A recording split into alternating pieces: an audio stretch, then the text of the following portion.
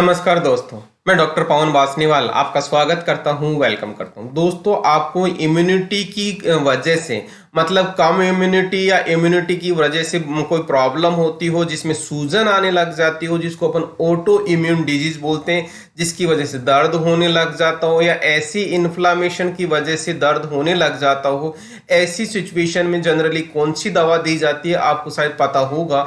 यदि पता नहीं है तो मैं आपको बता देता हूँ। जनरली दोस्तों, डॉक्टर द्वारा डेक्सोना नाम की दवा दी जाती है जिसमें डेक्सामेथासोन होता है। आज दोस्तों इसी की दवा के बारे में अपन डिटेल डिस्कस करने वाले हैं। डेक्सोना में डेक्सोमेथासोन नाम की दवा होती है। इसके बारे में संपूर्ण जानकारी लेके आया हूं, जैसे कि ये किस बीमारी में काम करती है, हमारे शरीर में जाने के बाद में किस तरह से कैसे काम करती है, कौन से इसके साइड इफेक्ट हैं, आपको कितनी डोज लेनी चाहिए, दवा लेते समय आपको कौन सी सावधानी रखनी चाहिए, मतलब पूरे के पूरे मन के कंफ्यूजन दूर होने वाले हैं। तो दोस्तों मेरे साथ बने रहें, पूरा वीडियो देखें, क्योंकि पूरा नॉलेज होगा आपको, तभी आप समझ पाएंगे कि इस दवा के बारे में क्या प्रॉब्लम है या क्या कहानी है या क्या आपको यूज करना चाहिए, किस तरह से यूज करना चाहिए।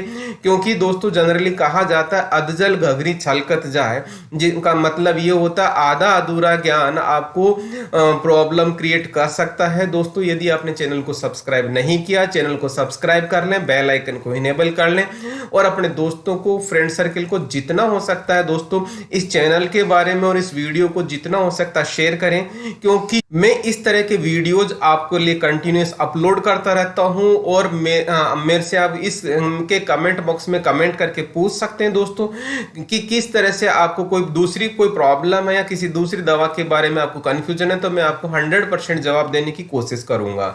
तो शुरुआत करते हैं दोस्तों। इसमें सबसे पहले कि डेक्सोना को किस किस बीमारी में यूज किया जाता है, तो मैं सबसे पहले कहूंगा दोस्तों इन्फ्लामेटरी कंडीशन में।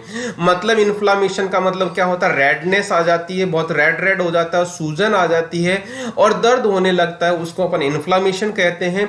इन्फ्लामेटरी कंडीशन में मतलब सूजन की स्थिति में इस दवा को यूज किया जा सकता है। वो कौन कौन सी बीमारियां हैं दोस्तों, जैसे सबसे पहले आता है रूमेटॉइड आर्थराइटिस, जिसमें गठिया बाय बोलते हैं। इसमें अब पेशेंट को दर्द होने लग जाता है, इन्फ्लामेशन हो जाता है।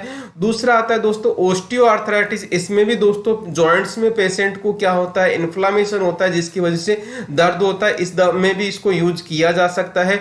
नेक्स्ट आता है दोस्तों ऑन्कोलाइटिक स्पॉन्डिलाइटिस, जो आपकी स्पाइनल कॉर्ड में प्रॉब्लम हो जाता है, मतलब वहां पे आपको लगातार दर्द रहने लगता है, उस दवा कंडीशन में भी इसको यूज किया जाता है दोस्तों। इसी तरह से इन्फ्लामेटरी अस्थमा, इसका मतलब ये हुआ कि अस्थमा जो हो रहा हो, इन्फ्लामेशन हो रहा है, जिसमें इस दवा को यूज किया जाता है और उस टाइम पे इस दवा को यूज करने से बहुत अच्छा आराम मिलता है दोस्तों। उसी के बाद में आंखों में यदि सूजन आ जाती है, रेडनेस आ जाती है इन्फ्लामेशन की वजह से, तब भी इसको यूज किया जाता है दोस्तों। और आंत में यदि सूजन आ गई, जिसको इन्फ्लामेटरी बाउल डिजीज बोलते हैं, उस कंडीशन में भी इस दवा को यूज किया जाता है। सिमिलरली दोस्तों अल्सरेटिव कोलाइटिस में भी यूज किया जाता है, जिसको बड़ी आंत की सूजन बोला जाता है। इसमें भी सूजन आने की वजह से पेट में बहुत ज्यादा दर्द रहने लग जाता है पेशेंट को, और उस सिचुएशन में इस दवा को यूज किया जाता है। साथ में और दवाइयां भी दी जाती है, ऐसा नहीं है कि सिर्फ इसी दवा को लेने से पेशेंट को आराम आ जाता है दोस्तों। इसी तरह से एलर्जी और खुजली वाली प्रॉब्लम होती है, ऐसी सिचुएशन में भी पेशेंट को दिया जाता है, ताकि पेशेंट को उस प्रॉब्लम से सॉल्यूशन मिल सके, उस प्रॉब्लम का निजात हो सके। सिमिलरली दोस्तों एक आता है दूसरा डिजीज या दूसरी कंडीशन ऑटो इम्यून डिजीज या ऑटो इम्यून कंडीशन, जिसमें पेशेंट की इम्यूनिटी बहुत अपने आप के अगेंस्ट ही काम करने लग जाती है, जिसमें पेशेंट को अलग अलग तरह की बीमारियां होने लग जाती है। तो अपन वन बाय वन डिस्कस करते हैं। तो सबसे पहले आता है सोरियासिस नाम की डिजीज, जिसमें दोस्तों स्किन में अलग तरह का कॉम्प्लिकेशन आने लग जाता है, स्पेशली वहां पे जहां पे आपकी हेयर ग्रोथ होती है। तो इसमें सबसे पहले कहूंगा आपके सिर में इस तरह की जो प्रॉब्लम हो जाती है, आपको जो यहाँ पे दिख रहा होगा, तो इस तरह की जो प्रॉब्लम हो जाती है वो सोरियासिस की वजह से होता है। उस कंडीशन में भी पेशेंट को दिया जाता है। रोमेटॉइड आर्थराइटिस नाम की दूसरी बीमारी जो ऑटो इम्यून डिजीज की कैटेगरी में आता है। हालांकि अभी मैंने थोड़ी देर पहले बोला था, क्योंकि ऑटो इम्यून सिस्टम की वजह से ही इन्फ्लामेशन होता है, ऑटो इम्यून की वजह से ही दोस्तों ये बीमारी होती है। तो उस कंडीशन में इसको बहुत अच्छे तरीके से इसको ट्रीट किया जा सकता है डेक्सोना नाम की दवा से। सिमिलरली दोस्तों लगातार खुजली हो रही है इम्यूनिटी की वजह से, तो इस तरह की बहुत सारे घाव होने लग जाते हैं पेशेंट लगातार खुजली करने से। तो ऐसी सिचुएशन में दोस्तों इसको पेशेंट को जनरली दवा दी जाती है ताकि पेशेंट को बहुत जल्दी रिलीफ मिलता है। दोस्तों एक प्रॉब्लम होती है एटोपिक डर्मेटाइटिस, जिसमें पेशेंट को दोस्तों स्किन से ऐसे अलग अलग तरीके की से क्या होता है, उसकी स्किन निकलने लगती है और उसको रेडनेस बहुत ज्यादा आती है, खुजली चलने लग जाती है। ऐसी सिचुएशन में भी दोस्तों पेशेंट को जनरली डेक्सोमेथासोन दिया जाता है, जिसका डेक्सोना नाम कहलाता है। दोस्तों इस तरह से ये बेसिकली एक स्टेरॉइड दवा है जिसको डेक्सामेथासोन बोला जाता है।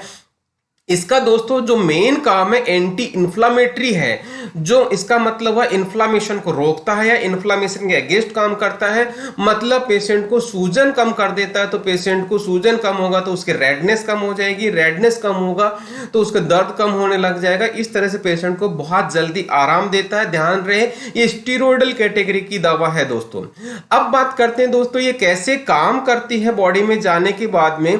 तो यहाँ पे मैं बता दूं हमारे शरीर में इन्फ्लामेशन करने वाले बहुत सारे केमिकल्स होते हैं, वो इम्यूनिटी से रिलेटेड होते हैं, और डेक्सोना क्या करता है उन इन्फ्लामेशन करने वाले केमिकल्स को ब्लॉक कर देता है, उनको काम करने नहीं देता, जिससे पेशेंट को क्या होता है इन्फ्लामेशन कम हो जाता है, मतलब उसकी इम्यूनिटी डाउन हो जाती है। इम्यूनिटी डाउन होती है, इन्फ्लामेशन कम हो जाता है, तो सूजन नहीं होगी, पेशेंट को दर्द नहीं होगा। इस तरह से पेशेंट को बहुत जल्दी आराम मिल जाता है। दोस्तों अब बात करते हैं जिस तरीके से ये बहुत सारी बीमारियों में काम करता है, जिस तरह से बहुत सारी बीमारियों में उपयोग होता है, सिमिलरली ये बहुत सारे साइड इफेक्ट भी करता है।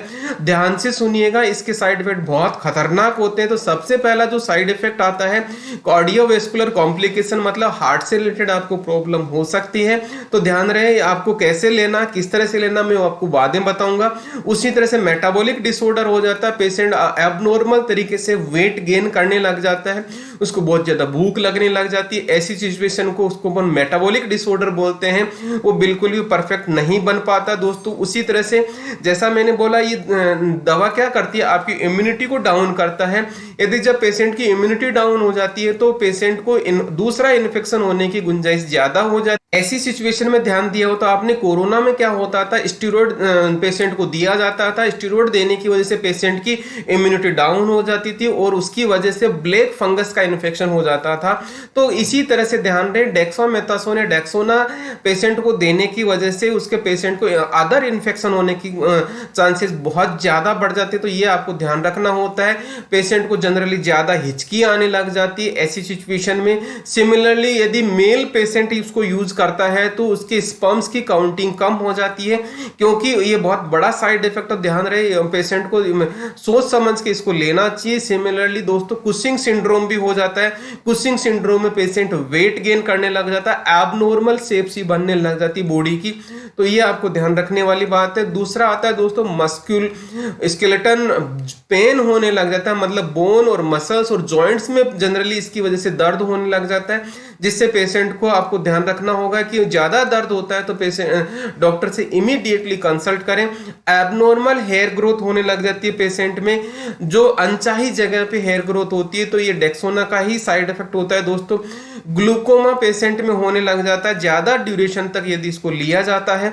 और यदि फीमेल पेशेंट्स को यदि ये यूज करते हैं तो मेंस्ट्रुअल साइकिल का एबनॉर्मलिटी आ जाती है, जिसको बोलते हैं मेंस्ट्रुअल डिसऑर्डर, मतलब कभी पहले आना, कभी ज्यादा आना, कभी लंबी ड्यूरेशन तक रहना, ये सारी प्रॉब्लम्स होने लग जाती है। सिमिलरली दोस्तों न्यूरोलॉजिकल डिसऑर्डर होने लग जाते हैं, ब्रेन से रिलेटेड एबनॉर्मल सिचुएशन आने लग जाती है यदि आप बहुत लंबे समय तक इस दवा को लेते हैं।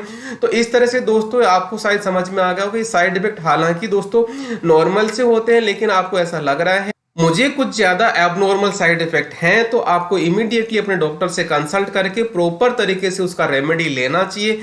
अब बात करते हैं दोस्तों इसकी कितनी डोज लेनी चाहिए। तो जब बात दोस्तों डोज की आती है तो बहुत सारे फैक्टर्स यहाँ काउंटिंग में आते हैं, जैसे मरीज की उम्र कितनी है, छोटा बच्चा है, बड़ा बच्चा है, ओल्ड पेशेंट है, मेल है, फीमेल है, मरीज का वजन कितना है, किस ग्रेड की बीमारी है, मरीज की कौन सी अवस्था है, साथ में कोई दूसरी बीमारी तो नहीं है। वैसे देखा जाए तो इसकी जो टेबलेट आती है वो 0.5 mg, 0.75 mg, 1 mg, 1.5 mg, 2 mg, 4 mg, 6 mg और 20 mg में दोस्तों ये जनरली दवा आती है। आपको मेरा सजेशन ये है कि 100% कभी भी जो ये दवा लेंगे तो डॉक्टर की सलाह बिना बिल्कुल भी ना लें, क्योंकि ये स्टीरोडल दवा है और जब स्टीरोडल दवा होती है तो उसके साइड इफेक्ट बहुत ज़्यादा होते हैं। इस दवा को जनरली जब दिया जाता है तो शुरुआत कर देते हैं, लेकिन जब इसको वापस विड्रॉ किया जाता है, इस दवा को देने से बंद करते हैं, तो डॉक्टर के अनुसार धीरे धीरे बंद किया जाता है, मतलब डोज कम करके बंद किया जाता है, जिसको अपन टैपरिंग बोलते हैं। तो ये आपको ध्यान रखने वाली बात है। तो दोस्तों अब बात करते हैं इसको सावधानी कौन कौन सी रखनी होती है। दोस्तों जैसा मैंने बोला, इस दवा को डॉक्टर की सलाह बिना बिल्कुल भी ना लें। इस दवा को डॉक्टर दोस्तों जनरली खाना खाने के बाद में ले सकते हैं और इस दवा को ना तोड़े ना फोड़े, ऐसे आपको टेबलेट लेनी होती। साथ में शराब का सेवन बिल्कुल भी ना करें। गर्भवती महिलाएं और बच्चे को दूध पिलाने वाली माताएं इस दवा को बिल्कुल भी नहीं लेना बिना डॉक्टर की सलाह के बिना। दोस्तों हालांकि ये दवा क्या है, एलर्जी को कम करती है, लेकिन फिर भी किसी पर्सन को किसी चीज से भी एलर्जी हो सकती है। ऐसी सिचुएशन में यदि आप इसको इस दवा से भी एलर्जी है तो इस दवा को बिल्कुल भी नहीं लेनी चाहिए। दोस्तों किडनी और लीवर से रिलेटेड कोई किसी को प्रॉब्लम है और आपको ऐसा लग रहा है कि मुझे डॉक्टर से कंसल्ट करना चाहिए before going to take this medicine, तो आपको ध्यान रखना होगा कि अपने डॉक्टर से कंसल्ट करके प्रॉपर दूसरा ऑल्टरनेटिव मेडिसिन लें, क्योंकि आपको लीवर और किडनी को ये डैमेज कर सकता है। तो इसको ध्यान रखिएगा।